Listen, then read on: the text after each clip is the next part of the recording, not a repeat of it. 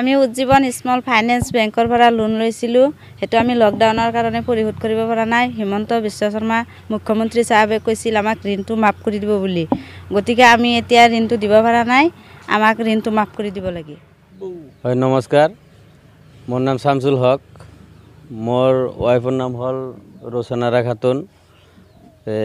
ৰচনাৰা খাতুনৰ নামত এই উজ্জীৱনৰ পৰা মই টকা নিছিলোঁ। এই টকাটো বহুত দিন দিছোঁ, মোটামুটি আপোনাৰ 12-13টা কিস্তি দিছোঁ। দিয়াৰ পাছত আপোনাৰ এই লকডাউন আহিল। লকডাউনত আমাৰ দোকানটো বন্ধ হৈ গ'ল আৰু কিস্তিটো দিব নোৱাৰা হৈ গ'লোঁ।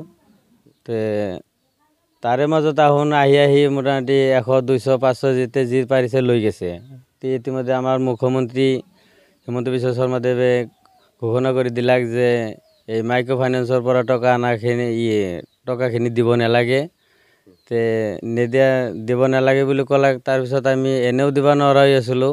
মোৰ পত্নীটোৰ ভালেই অসুখ গ'ল, TB বেমাৰ হৈছিল। মোৰো অসুখ গ'ল। মই মেডিকেলত আছিলোঁ, ফকৰুদ্দিন আলী আহমেদ মেডিকেলত আছিলোঁ। এই এনেকুৱা সমস্যাৰ কাৰণে মই পইচাটো দিব নোৱাৰা হৈ গৈছিলোঁ। এই উজ্জীৱনৰ পৰা আৰু কোনো ধৰণৰ ফোন চোন অহা নাছিল বা কোনো কিছু কোৱা নাছিল। মাজে মধ্যে ফোন চোন কৰে যে পইচাখিনি দিয়ক। ময়ো কৈছোঁ যে পইচাটো দিব নোৱাৰা হৈ আছোঁ, আমাৰ এনেকুৱা ঘৰৰ অসুবিধা। এই চাওক আপোনালোকে ঘৰ চৰ চব ভাঙা, আমি একো কৰিব নোৱাৰা হৈ আছোঁ, দুখীয়া মানুহ। খুব ভয় ভাবুকি দিয়ে যে দিব লাগিব, নহ'লে আপোনাৰ চিভিলটো বেয়া হৈ যাব। উল্টা পুল্টা বহুত কিবা কিবি কৈ থাকে। চিভিলৰ ভয়টো আমাৰ আছে, কিন্তু এতিয়া যে দিব নোৱাৰোঁ। তথাপি ভালেমান অসুবিধা দি আছে। ইতিমধ্যে আমাক এই নোটিছটো দি গৈছে। মই ঘৰত নাছিলোঁ, মোৰ মাৰ হাতত দি গৈছে। মোৰ ডাঙৰ ল'ৰা চাকিব আলী, তাৰ চহীটো লৈ গৈছে। নোটিছটো দি গৈছে আৰু তেতিয়া ফোন মাৰি মোক কয় যে আপোনালোকে যদি নোটিছটো পাই যদি পইচাখিনি নিদিয়ে আপোনাৰ ভালে অসুবিধা হ'ব। আমাৰ নোটিছটো ইয়াতে যদি আপোনালোকে নিদিয়ে, এই পইচাখিনি যদি নিদিয়ে, এই গুৱাহাটী বোলে হাইকোৰ্টত গুচি যাব। এনেকুৱা আমাক ভয় ভাবুকি দি আছে।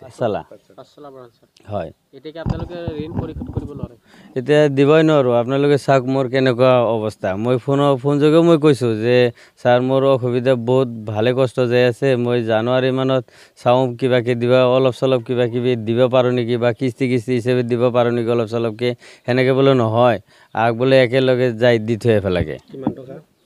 মই টকা আনিছিলোঁ 50,000। এই 50,000 নোটিছটো দিছে।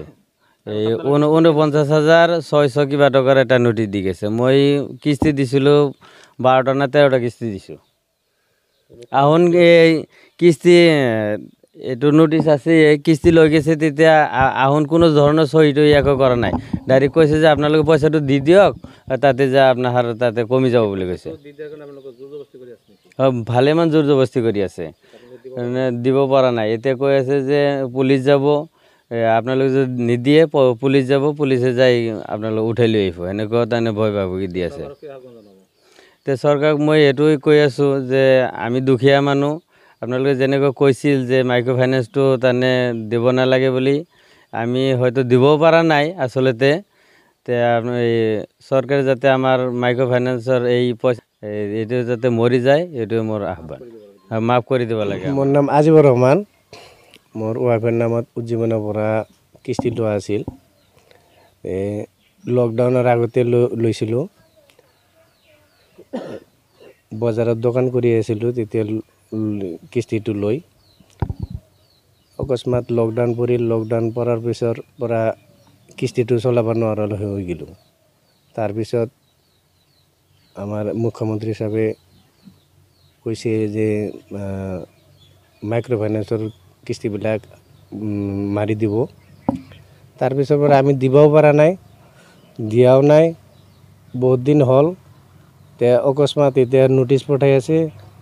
ফোন কৰে মাইক্ৰ' ফাইনেন্সে, এই উজ্জীৱনে ফোন কৰে যে পইচা দিব লাগে, কিস্তিটো তোমালোকে ক্লিয়াৰ কৰা নাই, চিভিল বেয়া হ'ব, আৰু ভয় দেখাই আছে যে পুলিচো পঠাই দিব, এনে কিবা কিবি কৈ থাকে।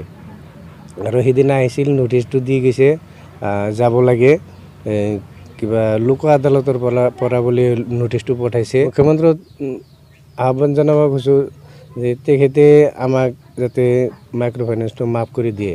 আগতে কৈছিল যদি সেইটো মাফ কৰি দিয়ে যেন।